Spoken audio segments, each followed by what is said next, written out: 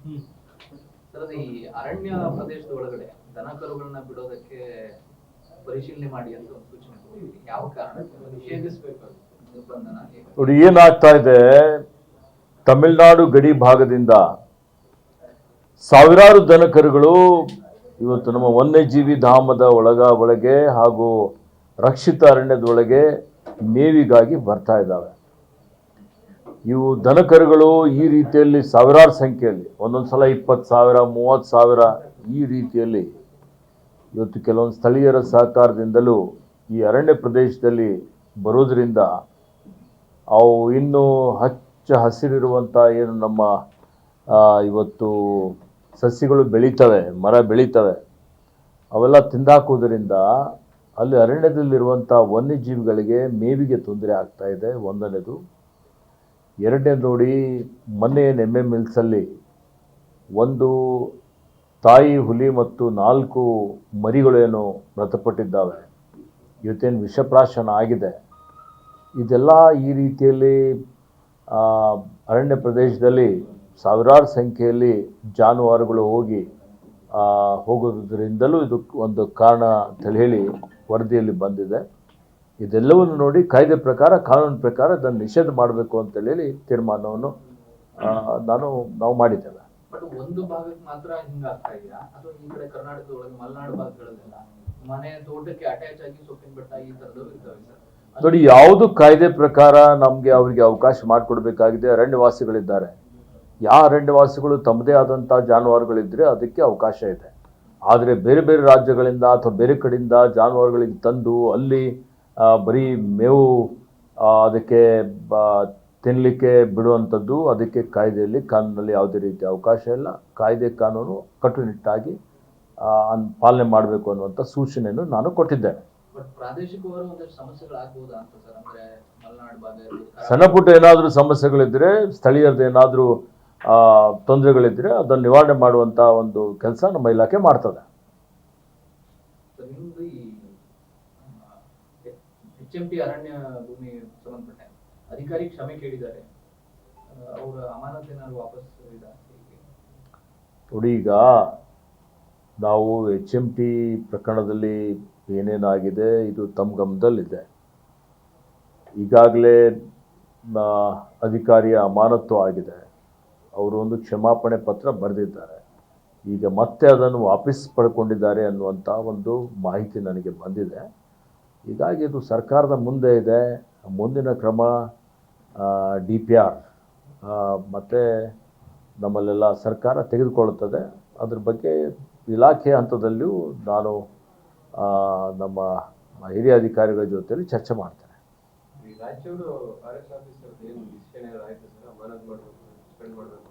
ನಾನು ನಿನ್ನೆನೇ ರಾಯಚೂರು ನಮ್ಮ ಏನು ಉಪಸಂರಕ್ಷಣಾಧಿಕಾರಿಯವರು ಈ KDP ಸಭೆಯಲ್ಲಿ ತ್ರೈಮಾಸಿಕ ಕರ್ನಾಟಕ ಅಭಿವೃದ್ಧಿ ಕಾರ್ಯಕ್ರಮಗಳ ಸಭೆಯಲ್ಲಿ ರಮ್ಮಿ ಆಡಿದ್ದಾರೆ ಅನ್ನುವಂಥದ್ದು ಒಂದು ದೂರು ಬಂದಿದೆ. ಜಿಲ್ಲಾಧಿಕಾರಿಗಳು ಅವರ ಒಂದು ಪತ್ರವನ್ನು ಕಳಿಸಿದ್ದಾರೆ. ಅವರೊಂದು ದೂರನ್ನು ಕೊಟ್ಟಿದ್ದಾರೆ. ಇದ್ರ ಬಗ್ಗೆ ತನಿಖೆ ಮಾಡಿ ಮುಂದಿನ ಶಿಸ್ತು ಕ್ರಮ ತೆಗೆದುಕೊಳ್ಳಲಿಕ್ಕೆ ವರದಿ ಸಲ್ಲಿಸಿ ಅಂತೇಳಿ ಆದೇಶವನ್ನು ಕೊಟ್ಟಿದ್ದೇನೆ. ಶಿಸ್ತು ಕ್ರಮಕ್ಕೆ ಅಧಿಕಾರಿಗಳಲ್ಲಿ ಒತ್ತಡ ಮಾಡಬಾರ್ದು ಅನ್ನೋ. ನೋಡಿ, ಈಗ ಇರ್ತವೆ ಇಂಥವೆಲ್ಲ. ಆದರೂ ಇವತ್ತು ಸರ್ಕಾರ ಅತ್ಯಂತ ಗಂಭೀರತೆಯಿಂದ ಇದನ್ನು ಪರಿಗಣಿಸಿದೆ ಮತ್ತು ಕಾನೂನುಬದ್ಧವಾಗಿ ಕ್ರಮ ಆಗ್ತದೆ. ಈ ಜಾತಿ ಗಣತಿಗೆ ಸಂಬಂಧಪಟ್ಟಾಗಿ ಇವತ್ತು ಮುಖ್ಯಮಂತ್ರಿಗಳು ಪರಿಶೀಲನೆ ಅಂದ್ರೆ ಮುಂದೆ ಏನು ಮಾಡಬೇಕು ಅಂತ.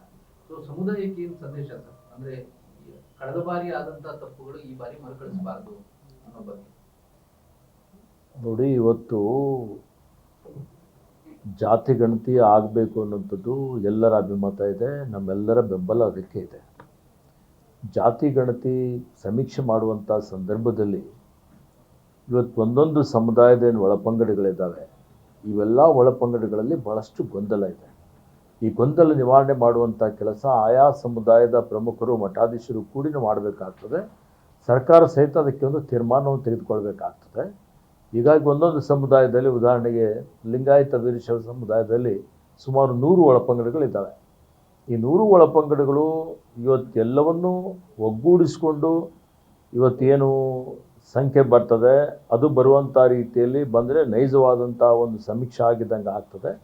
ಮತ್ತು ಅದರಲ್ಲಿ ಏನು ಸ್ವಲ್ಪ ಗೊಂದಲಗಳಿದ್ದಾವೆ, ಇವತ್ತು ಸಾಮಾಜಿಕ, ಶೈಕ್ಷಣಿಕ, ಇವತ್ತು ಆರ್ಥಿಕ ದೃಷ್ಟಿಯಿಂದ ಸಮೀಕ್ಷೆ ಆದಂಥ ಸಂದರ್ಭದಲ್ಲಿ ಇವತ್ತು ಮೀಸಲಾತಿ ಏನಿದೆ, ಆ ಮೀಸಲಾತಿಗೆ ಅನುಗುಣವಾಗಿ ಕೆಲವರು ಇವತ್ತು ಉದ್ಯೋಗದಲ್ಲಿ ಮೀಸಲಾತಿ ಸಿಗ್ತದೆ, ಶಿಕ್ಷಣದಲ್ಲಿ ಮೀಸಲಾತಿ ಸಿಗ್ತದೆ ಅಂತೇಳಿ ಹೇಳಿ ಈ ನಮೂದನೆ ಮಾಡುವಂಥ ಸಂದರ್ಭದಲ್ಲಿ ಬೇರೆ ಬೇರೆ ರೀತಿಯಲ್ಲಿ ಅವರು ತಮ್ಮ ಜಾತಿಯನ್ನು ನಮೂದನೆ ಮಾಡ್ತಾರೆ. ಅದರಿಂದ ಭಾಳಷ್ಟು ಗೊಂದಲ ಆಗ್ತದೆ. ಅದನ್ನು ಸರಿಪಡಿಸಬೇಕು ಅನ್ನುವಂಥ ರೀತಿಯಲ್ಲಿ ಸಮುದಾಯದವರು ಕುಂತು ಚರ್ಚೆ ಮಾಡಬೇಕಾಗ್ತದೆ. ಸರ್ಕಾರ ಜೊತೆಯಲ್ಲೂ ಹಿಂದುಳಿದ ವರ್ಗಗಳ ಆಯೋಗದ ಅಧ್ಯಕ್ಷ ಮತ್ತು ಸದಸ್ಯರ ಜೊತೆಯಲ್ಲೂ ಚರ್ಚೆ ಮಾಡಿ ಅದನ್ನು ಸರಿಪಡಿಸಿದರೆ ಮುಂದೆ ಮತ್ತೆ ಈ ರೀತಿಯ ಸಮಸ್ಯೆಗಳಾಗಲಿ, ಈ ರೀತಿಯ ಶಂಕೆಗಳಾಗಲಿ ಬರೋದಿಲ್ಲ ಅನ್ನುವಂಥದ್ದು ನನ್ನ ಒಂದು ಭಾವನೆ ಆಗಿದೆ. ಅಂದ್ರೆ ಬೇರೆ ಬೇರೆ ಉಪಪಂಗಡಕ್ಕೆ ಬೇರೆ ಬೇರೆ ಕೋಡ್ಗಳಿದ್ದಾವೆ ಸರ್, ಅದನ್ನ ಹೇಗೆ ಸರಿಪಡಿಸಿ ಸರ್ಕಾರನೇ ಮಾಡಬೇಕಲ್ಲ? ನೋಡಿ, ಈಗ ಉಪಪಂಗಡಗಳು ಒಂದೇ. ಈಗ ನೀವು ಅವರವರ ವೃತ್ತಿ ಆಧಾರದ ಮೇಲೆ, ಉದಾಹರಣೆಗೆ ನೀವು ಅವ್ರ ಜಾತಿ ಅಂತೇಳಿ ಹೇಳಿ ನಮೂದನೆ ಮಾಡಿದ್ದಂಥದ್ದು ತೆಗೆದುಕೊಂಡ್ರು, ಅವರು ಯಾವ ಒಂದು ಸಮುದಾಯದಲ್ಲಿ ನಿಷ್ಠೆ ಇಕ್ಕಿ, ಶ್ರದ್ಧೆ ಇಕ್ಕಿ, ನಂಬಿಕೆ ಇಕ್ಕಿ ನಡೆದುಕೊಳ್ಳುತ್ತಾರೆ, ಅದು ಅವೆಲ್ಲರನ್ನೂ ಒಂದು ಕಡೆ ಸೇರಿಸಿಕೊಂಡ್ರೆ ಇವತ್ತು ಅವರಿಗೆ ಯಾವ ಅವರ ಸಾಮಾಜಿಕ ಮತ್ತು ಶೈಕ್ಷಣಿಕ ಸ್ಥಿತಿಗತಿಗಳ ಆಧಾರದ ಮೇಲೆ ಅವರಿಗೆ ಮೀಸಲಾತಿ ಸಿಗಲಿ, ಎಲ್ಲರ ಒಂದು ಬೆಂಬಲ ಇದೆ ಅದಕ್ಕೆ. ಓಕೆ, ಸಂವಿಧಾನಾತ್ಮಕವಾಗಿ ಪ್ರತಿಯೊಬ್ಬರ ಹಕ್ಕಿದೆ.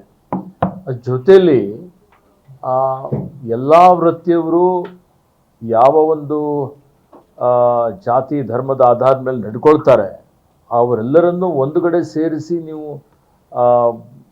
ಒಗ್ಗೂಡಿಸಿದರೆ ಸರಿಯಾದ ಒಂದು ಮಾಹಿತಿ ಹೋಗ್ತದೆ ಮತ್ತು ನೈಜವಾದಂಥ ಒಂದು ಸಂಖ್ಯೆಗಳು ಸಿಗ್ತವೆ.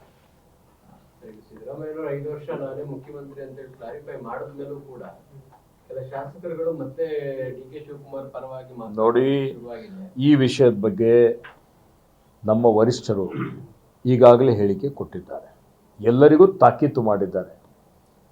ಇವೆಲ್ಲ ಅಪ್ರಸ್ತುತ. ಇವತ್ತು ನಾವು ಒಳ್ಳೆಯ ಆಡಳಿತ ಕೊಡ್ತಾ ಇದ್ದೇವೆ, ಕೊಟ್ಟ ಮಾತಿನಂತೆ ನಡೀತಾ ಇದ್ದೇವೆ. ಜೀವಪರ ಜನಪರ ಆಡಳಿತ ಕೊಡುವಂಥ ಸಂದರ್ಭದಲ್ಲಿ ಇವತ್ತು ನಾವು ಭಾಳ ಗಟ್ಟಿಯಾಗಿದ್ದೇವೆ. ಅದರಲ್ಲಿ ಇದು ಪ್ರಸ್ತಾಪನೆ ಬರುವಂಥದ್ದು ಅವಶ್ಯಕತೆ ಇಲ್ಲ ಅಲ್ವಾ? ಹೈಕಮಾಂಡ್ ಹೇಳಿದ್ದಾರೆ ವರಿಷ್ಠರು, ಯಾರೂ ತುಟಿ ಪಿಟಕ್ ಅನ್ನಬಾರ್ದು, ಈ ವಿಷಯದ ಬಗ್ಗೆ ಯಾರೂ ಮಾತನಾಡಬಾರ್ದು ಅಂತೇಳಿ. ಮತ್ತೆ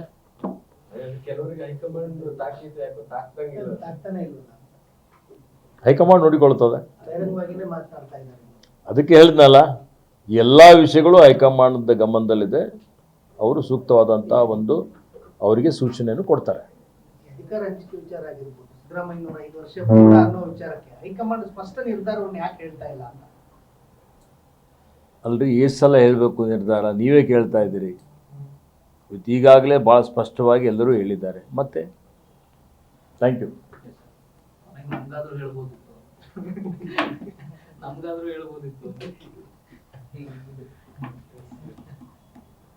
ಓಕೆ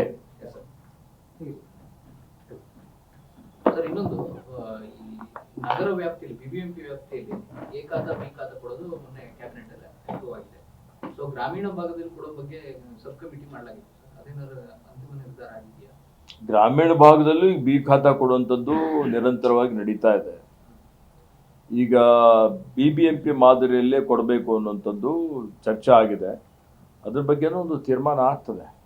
ನಗರಾಭಿವೃದ್ಧಿ ಇಲಾಖೆಯವರು, ಪೌರಾಡಳಿತ ಇಲಾಖೆಯವರು ತೀರ್ಮಾನ ಮಾಡ್ತಾರೆ. ಗ್ರಾಮೀಣ ಭಾಗದಲ್ಲಿ ಸಹಿತ ಕೊಡಬೇಕು ಅನ್ನುವಂಥದ್ದು ಚರ್ಚೆ ನಡೀತಾ ಇದೆ. Thank you.